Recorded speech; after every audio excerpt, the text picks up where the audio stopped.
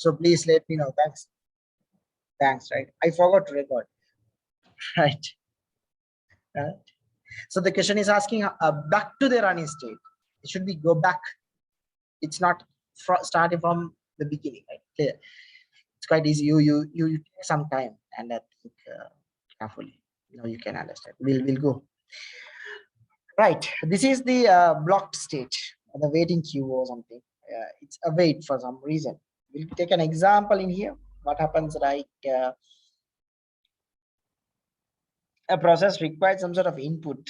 You may watching a movie, the movie is stored in a pen drive, and after a while you're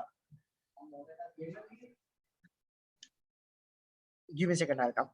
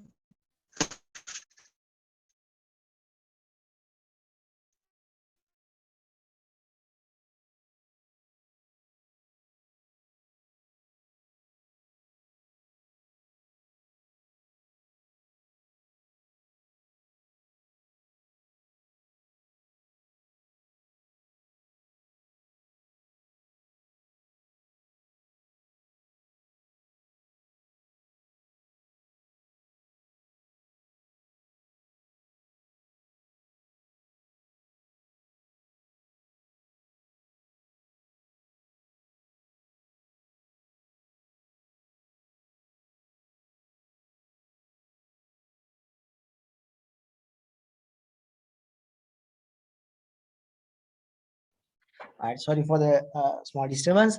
Now we'll see. For some reason, I will take a movie. You're watching a movie from your the movie is stored in your pen drive. Now, for each millisecond, each nanosecond, your processor requires to get some data or fetch some data from your pen drive, isn't it? After fetching data from your pen drive only, processor can process relevant processes. It might be audio, it might be video, it might be some sort of specific pixels, whatever. So at that case, it moves from ready to running. After a while, it moves back into wait, because each time it requires to go for data which is stored in the pen drive. Each time it moves back and forth. You may realize this story by having two cases, not a very sophisticated processor like and very sophisticated RAM like 8 GB RAMs and other stuff. But P3 machine, if you have a P3 machine with the like very old, like I'm speaking a little bit older story. 3 GB RAM, or sorry, 4 GB RAM or something, quite hard. The processor fan is running faster than forever. If you are watching a movie, when you watch that movie by storing in a pen drive, if you store in a hard disk, that means hard disk means your machine, no worries at all, it runs perfectly, no much sound. But you will realize if you are watching this movie in a pen drive. So always that's the difference in between having these pen drives and other stuff, external stuff. If you are watching a movie and it's stored in a pen drive, please make sure to copy into your computer and start execution or watch it.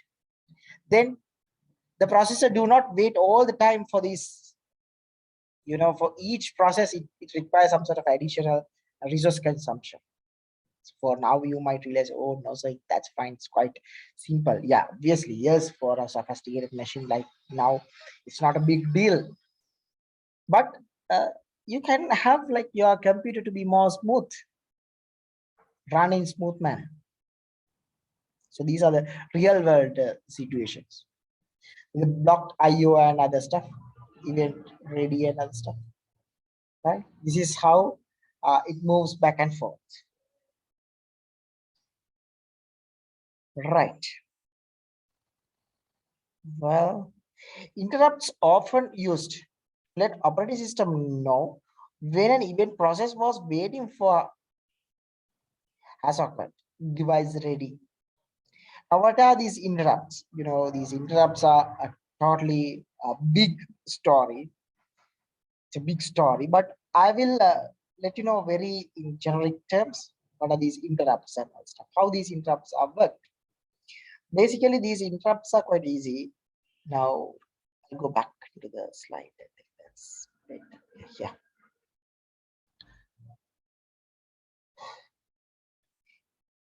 A process P1 is in a ready queue.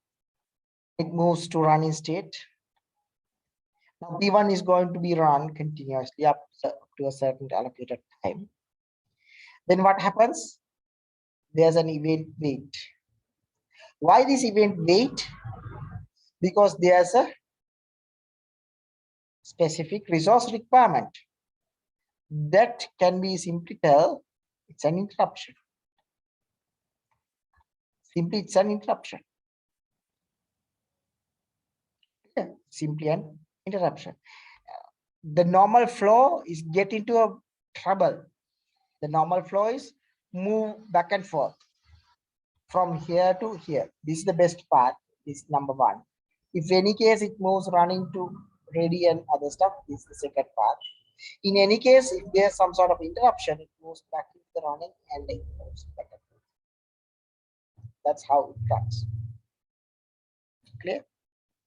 That's an interruption. You can understand in that generic terms, that's more than that. But this event is P1 process or P2 process. Of an example device is ready. A specific device is ready. The first time if you are plug a pen drive, it's a waiting for a time. Getting device ready. What happens there? The required software components or the small pieces of softwares are installing into your computer.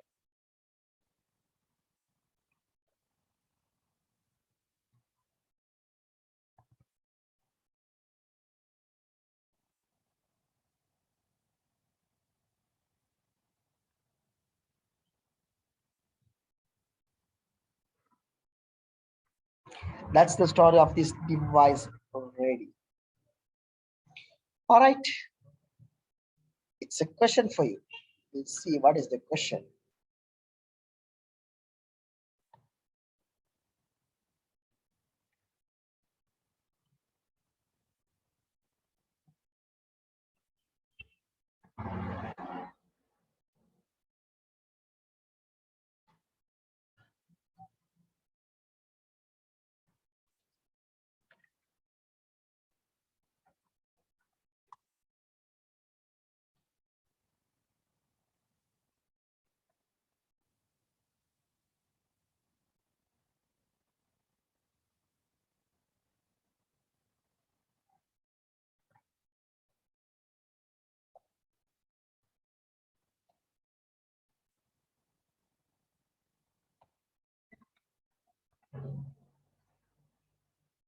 Very simple question. Let me share the link with you.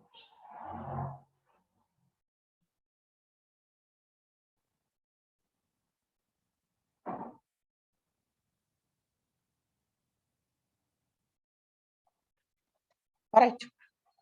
You may take a couple of minutes, 2 minutes maximum. I don't think so. It's required to be 2 minutes, but I'll give 2 minutes.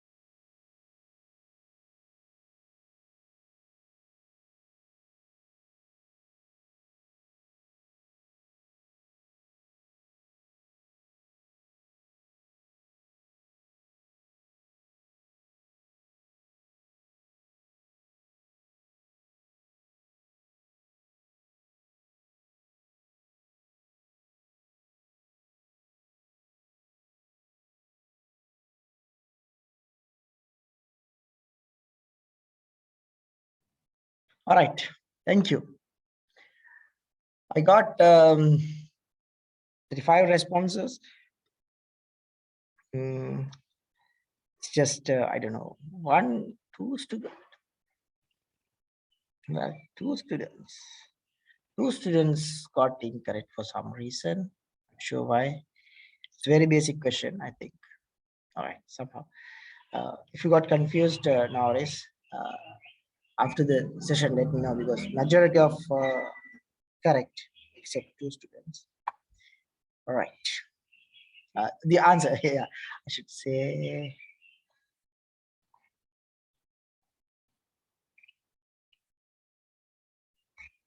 the answer is yes, right? The answer is right. All right. We'll come to the other topic, process management. Process management also includes tasks, allowing new process to start, ensuring new process to get allocated unique resources, keep track of processes, process IDs are there, keep tracking of process states, inter-process communication, ensuring resources get released when a process is completed. Now, this might be a big deal for you, so to understand what happens in here, but we'll go one by one, slowly, then you might be able to understand what is happening here. Well, what is this process management? That includes the first one, allowing new processes to start. New processes to start. It's very basic. You can understand it. New process. Ensuring new processes get allocated required resources. What is the meaning of this? Ensuring new processes get allocated required resources. What are the required resources? It depends. It depends. Sometimes it requires more memory. Sometimes it requires GPU. Sometimes it requires CPU. Sometimes hard disk storage. Sometimes it might be secondary storage or whatever.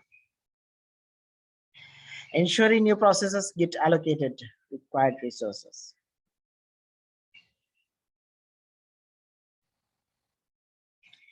Keep track of processes, process ID. Keep track of processes, process ID.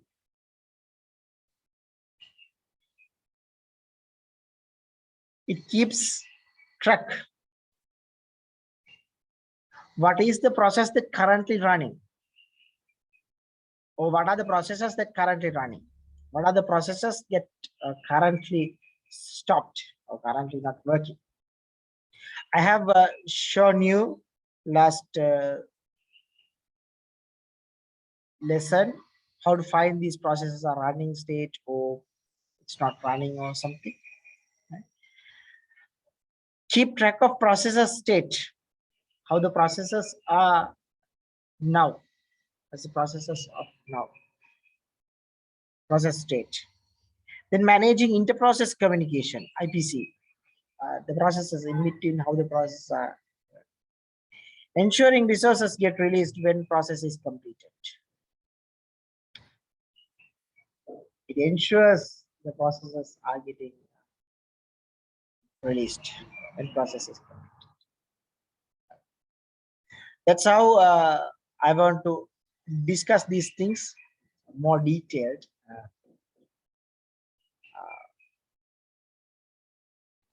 So I have some personal request from you guys.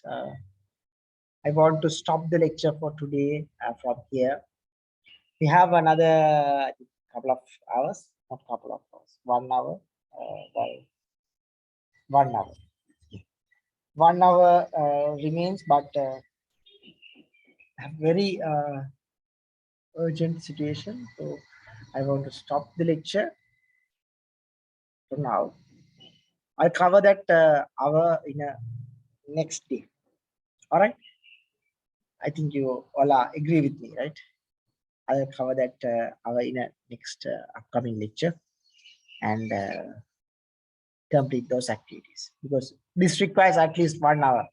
At least 1 hour. I want nearly at least 30 minutes. I need to discuss this inter-process communication and other stuff. So it's a little bit detailed. If I jump into that, I might get stuck. So I don't want to go to that point. So basically, I want to stop today for here. We'll start next week definitely. I will continue, and Dr. Madhusha will do another 1 hour probably. Apart from that, I'll continue until the end of the session, the semester. All right. Any questions?